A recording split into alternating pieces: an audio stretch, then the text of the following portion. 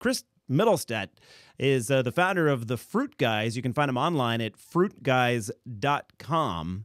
And this guy's responsible for bringing fresh, local fruit to lunchrooms and business office meeting rooms and those sorts of things all across the country, but got started right here in California.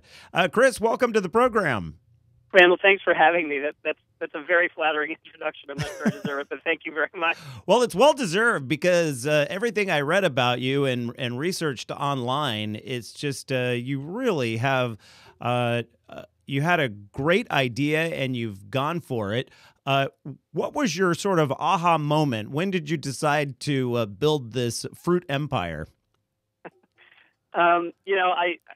We've been very, very lucky. I'll start with that in terms of just, it does take a lot of hard work, but we've been in the right place at the right time. And I think the time was ready for us when we were ready for this idea. And it happened to be that I was in between jobs. I was working a really crummy job at the Fairmont Hotel in the basement business services center as the fax boy, and I was 27 and I had a 19-year-old boss who was literally pulling faxes off the machine, yelling "fax boy," and I would run them up to different rooms. And at this time, I was fairly newly married, and my wife and I unexpectedly, we all of a sudden realized she was pregnant, and the clock really started ticking for me, and I realized that I needed to do something, and otherwise my whole life sort of flashed in front of my eyes. So I called up a friend and said, hey, I want to start a business, and we brainstormed over ideas and came up with the idea of delivering fresh fruit to offices. And I called a number of offices in downtown San Francisco. This was back in 1998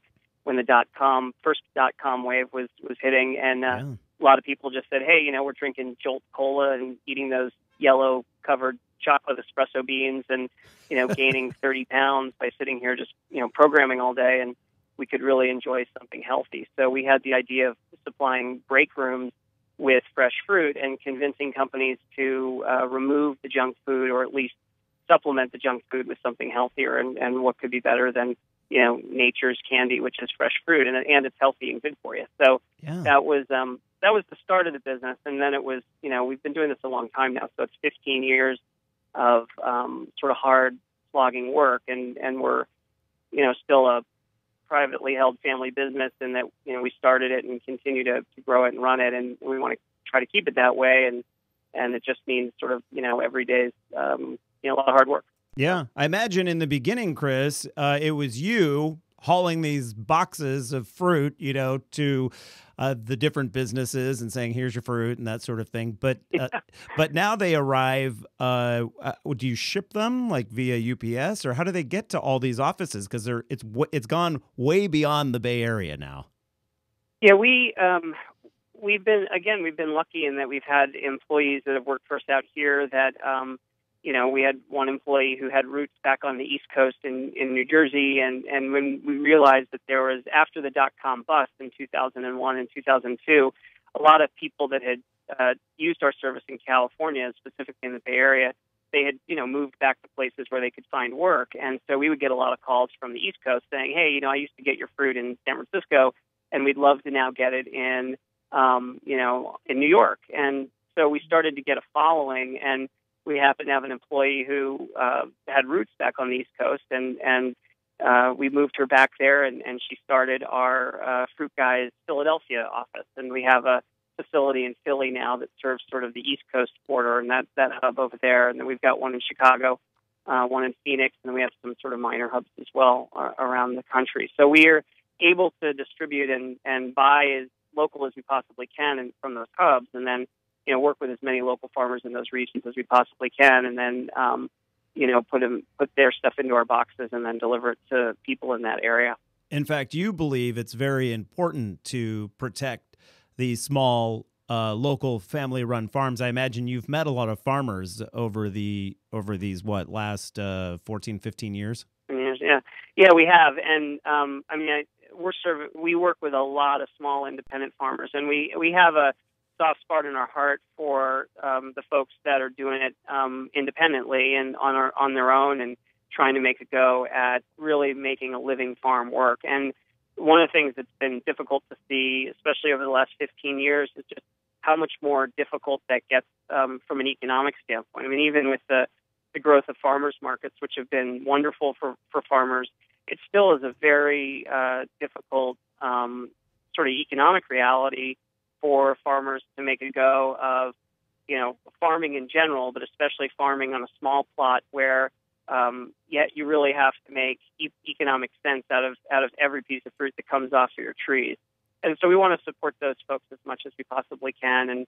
And we've done a number of, other than buying from them, we've also done a number of sort of projects where we've given back to small farmers to help them make their farm more sustainable, either environmentally or economically. And just this last year, at the end of last year, we actually launched, even earlier than that, last year, we actually launched a nonprofit initiative called the FruitGuys Community Fund.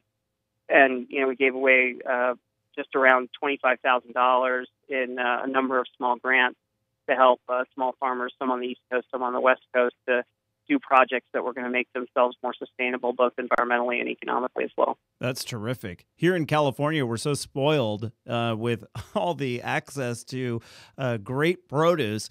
I imagine the boxes that businesses get here along the Central Coast, up in the Bay Area, would be filled with a greater variety of things than what people might get, say, in Philadelphia or Chicago?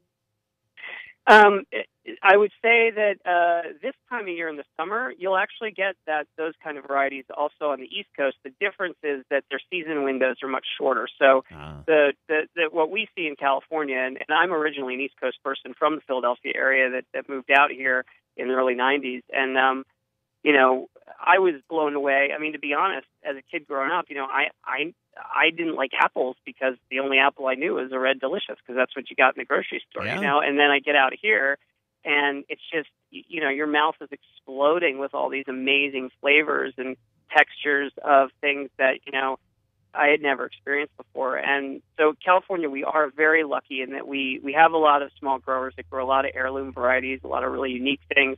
And our seasonal windows are much longer for wide varieties of produce than you see in other regions. So stuff like, for example, summer stone fruit, that stuff comes on a lot earlier here in California. I mean, you're getting stone fruit now in May, early May, and it goes all the way, it'll go, if it's a good year, it'll go all the way into October, which is unique relative to the rest of the country. Do you find that your shipments to the businesses help open people's eyes to, some people, they've only had like an apple, a banana, some of the real standard fruits are sometimes for the first time they've tried a persimmon or something? Yeah, actually, I mean, we joke, we have to do a lot of education because there's some wonderful fruit, like take, for example, passion fruit. We worked with this guy who's just north of Santa Barbara, John Coman. And he does wonderful passion fruit, and he's super sustainable. He actually grows his vines over an old lemon orchard, which I love. And he is these wonderful passion fruit. They're kind of egg shaped. They're purple, but in order to eat them when they're ripe, they have to be wrinkly, and they get wrinkly and very fragrant. And, a lot of people will call us and say, hey, all these passion fruit went bad. We threw them away. Right. We say, no. It was just peaking.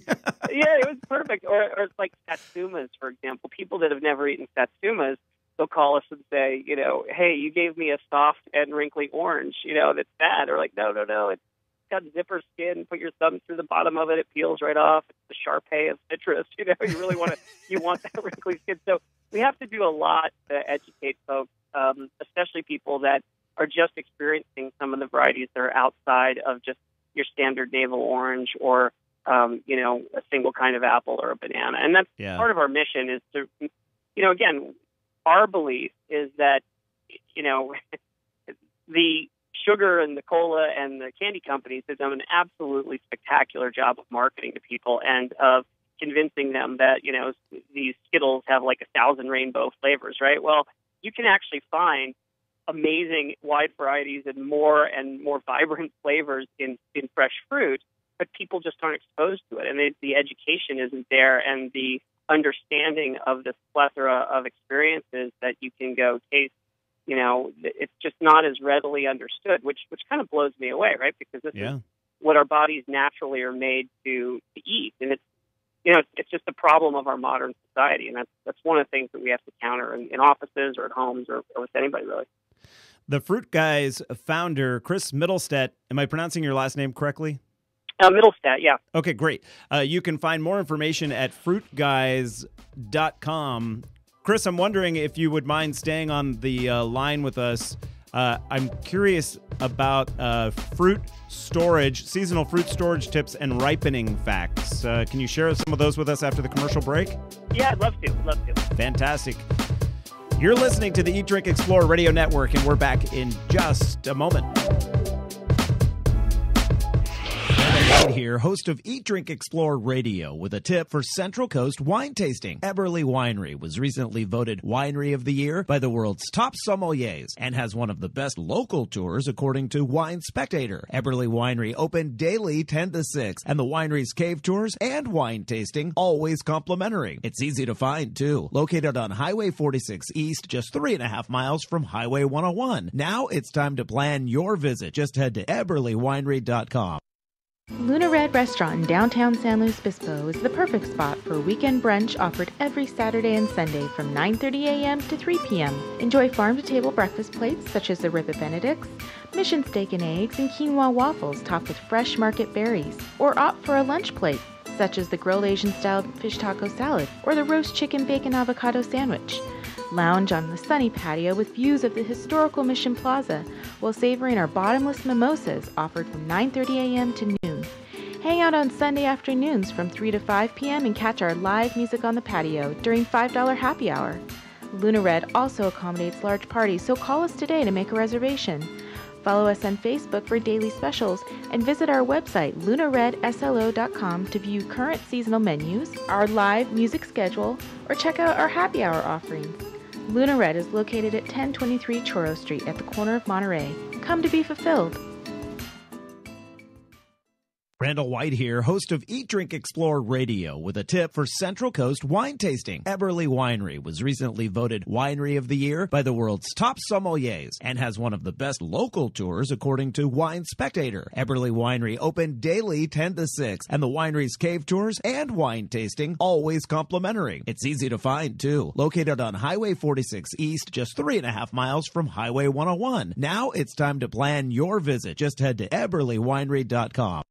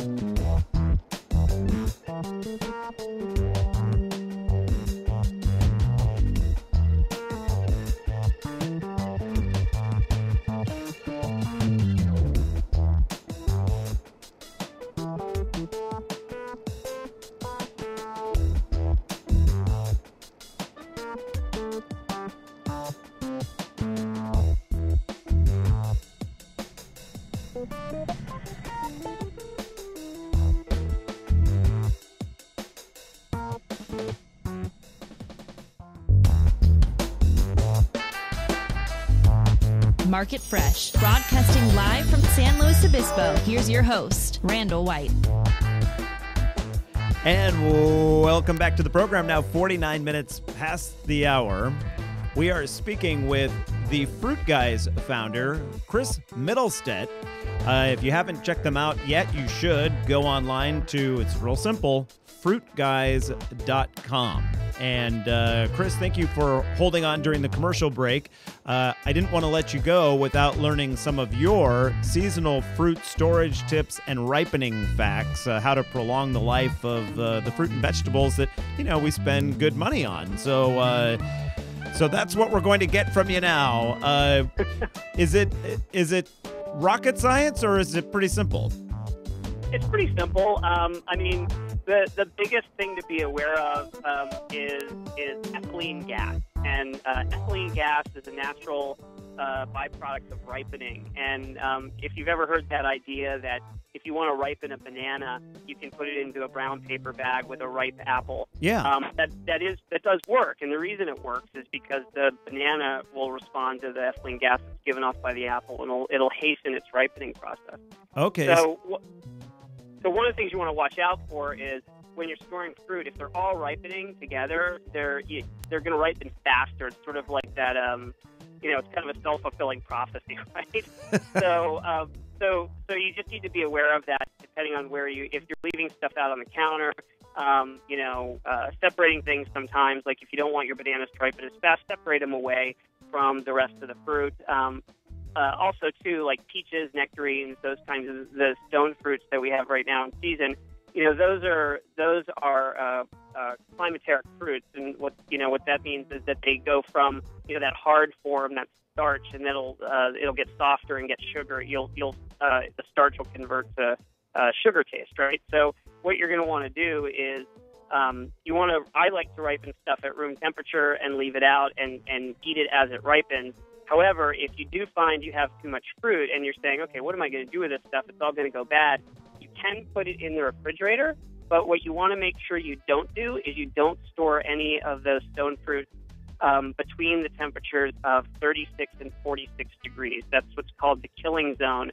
Oh. And if you've ever had a mealy peach that you think is ripe, when you touch it, it kind of gives a little on the outside, but then you bite into it, it's really mealy and almost dry. Yeah. That's because it's been exposed to refrigeration that's in that 36 to 46 degree temperature range. Really? That's a very good tip. So what do you just buy, one of those really inexpensive refrigerator thermometers, and just make sure that your temperature is either below, or you wouldn't want it to be above that, but you can have it above it. It still slow down the ripening process, and that it won't ripen as fast. You just can't be in between those two areas. And it's just the way that the fruit responds to cold. And not all fruits are like that. I mean, that's not a problem, when you're storing other fruits like apples or something. But it's the stone fruits, specifically the peaches and the nectarines, those things that are softer, those are going to have a problem in that temperature range. Is it the temperature range that does that to tomatoes too? Because sometimes tomatoes can get that sort of mealy sort of texture. And I've heard that you should wait as long as possible to put your tomatoes in the refrigerator, that it sort of zaps the one of the flavor elements. The flavor, yeah. Yeah, I've heard that too. I think that's a good tip.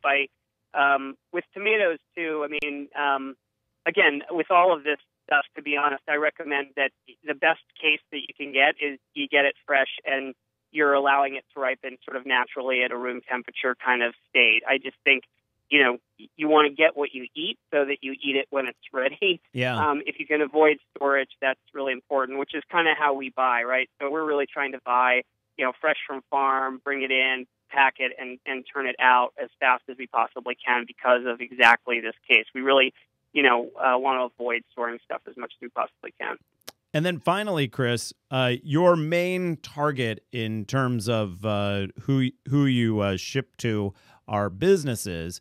I imagine that businesses have found that when their employees are eating what you're bringing, as opposed to running to the vending machine, that they're more productive and sick less often. We find that. I mean, again, there's actually kind of two interesting things. One, anecdotally, we hear that all the time, right? We hear people that'll send us emails, thank you so much for having fruit in the office. I've lost 10 pounds, or I feel so much healthier. That's an awesome feeling to have people respond to us that way. Back in I think it was 2005 or 6, we were a study that California did where they actually looked at our fruit delivered to work sites and wanted to look at how it impacted people's eating habits at home. And the interesting part that we found was that if you even just expose employees at work to just expose them to the fruit, the idea of it, as well as them actually trying it, their consumption of fruits and vegetables actually went up at home, and it was statistically significant. So the part that we find really interesting is, again, we really are huge advocates of saying you have to create this healthy environment so that, you really can, it's the show, not tell thing, right? It's like the telling doesn't work, but if you put the product out there and you give them that option, you find that people will actually pick up the healthier lifestyle much faster and at a much deeper level. And that's working with students too. Students, yeah, we have like a dorm snack concept, and we deliver fresh fruit to dorm rooms, and as a way to help students stay healthy, we do a fresh fruit and vegetable mix with recipes for home, and then we also, obviously do our office delivery as well for companies. And your containers, you've designed the containers to make them very easy to transport. So people aren't getting just a sack of produce that then rolls all over the desk and that sort of thing. Describe how you've designed these containers. Yeah, originally the idea was we wanted to design a container that if it were impacted on the sides, that it would kind of buffer the blow, so it could actually be shipped, and you could make sure the integrity of the product stayed very high and strong. And so we kind of built these almost crumple zones on the outside of the box. And we actually have a patent on the box that we designed, because of this. And we now use this box and deliver it, again, all over the country. There are obviously some regions that we have to ship into from afar because, we don't have a hub in Wyoming or something right now, right. But we find that the integrity stays very strong, and we've been able to do a good job of making sure that the quality of the product stays stable and strong. We also divide the box with dividers so that each fruit has its own individual cell that fits safely in. And want to make sure it stays great for people. Yeah. Hey, that passion fruit grower, is he out of Nipomo? Do you know? I'd have to look. I don't think Nipomo doesn't ring a bell. I'm blanking. Pardon me, but I'm blanking on the name of the town. That's okay. We had a guy on our show that was talking about somebody who grows passion fruit in Nipomo and says it's the best place in the world to grow passion fruit. And so I thought maybe that might be the connection. At any rate, Chris Middlestedt, the Fruit Guys. More information online at FruitGuys.com. You can also find a link to Chris's website and everyone else that we had on the show today at eatdrinkexplore.com under today's program summary. Chris, thank you so much for joining us. Randall, thanks for having me. I really